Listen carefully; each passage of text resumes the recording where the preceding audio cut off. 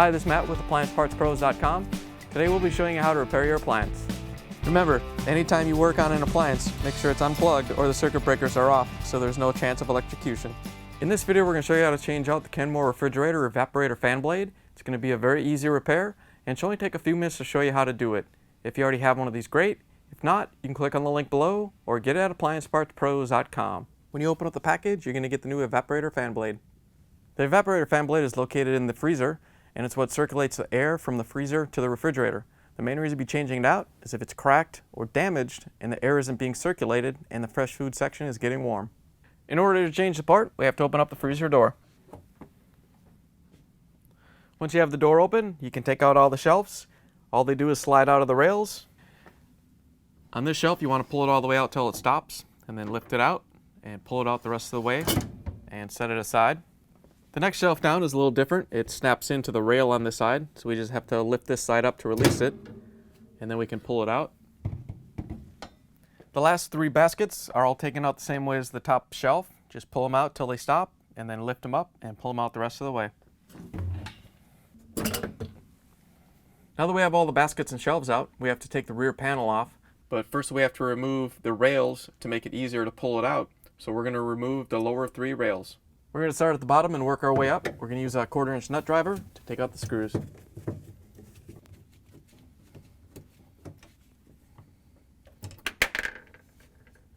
Once you have the screws out, you can pull the rail out.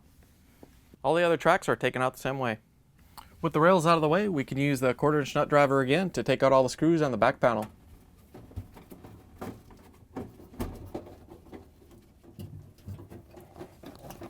Now that we have all the screws out, we can reach in and pull the panel out. Now that we have the back panel off, you can see the evaporator and the copper lines. You want to be careful when you're working in here that you don't damage either of those. If you damage the copper lines or the evaporator, your refrigerator won't cool anymore. In order to change out the evaporator fan blade, we have to take the motor assembly out of the freezer so we can swap the fan blade out. First thing we're going to do is disconnect the wire harness. There's a little locking tab on this side you have to press and disconnect the wire harness. Then we can use the 1/4-inch nut driver to take out the screws that hold the motor assembly in. You want to make sure you get both hands in here and don't let it fall onto the evaporator. Once you have both screws out, you can pull the assembly out. With the evaporator fan motor assembly out of the freezer, we can take the fan blade off. If yours is already broken, it's probably already off.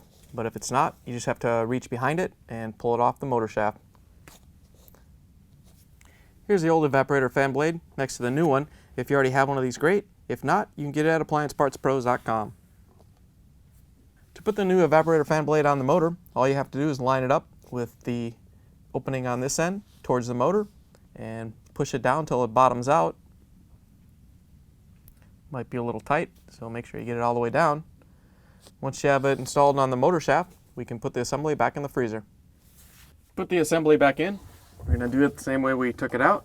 You gotta get both arms in here, and we're going to put the screw through the mounting bracket first, and then guide it up into the hole.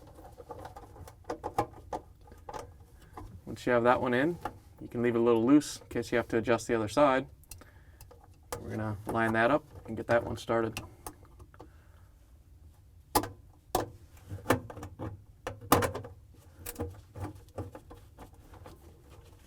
Once you have this one in and tight, we can go back to the other side and tighten that down.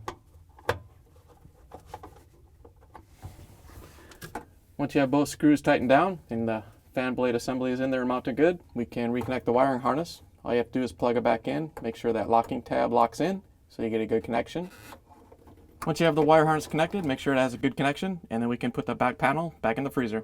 To put the back panel in, all you have to do is kind of rotate it into place like when we took it off, and line up the screw holes.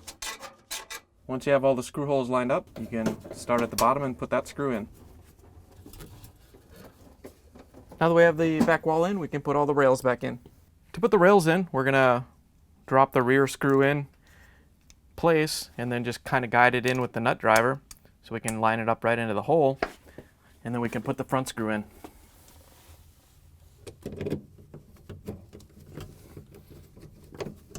Before we tighten down the back one, we're going to lift up the front of the rail and put the screw in and line it up the hole and tighten this one down.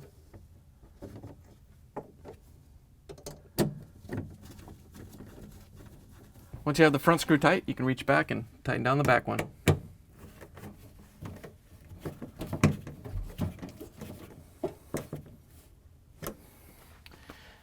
Once you have the first one in, the other two go in the same way.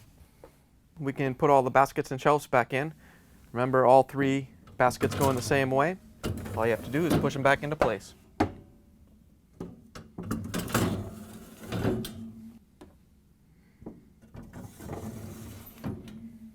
Then we can put the short shelf in. Remember, it clips into the rail on this side. So we're going to clip it in and then fold it over.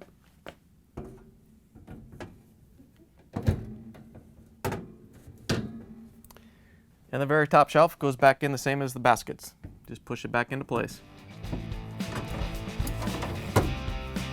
Now that we have the part installed, we can close the freezer door, plug the refrigerator back in, and make sure it starts to cool. Thanks for joining us for another successful repair brought to you by AppliancePartsPros.com. Check out our other repair videos on our site, Facebook, and YouTube.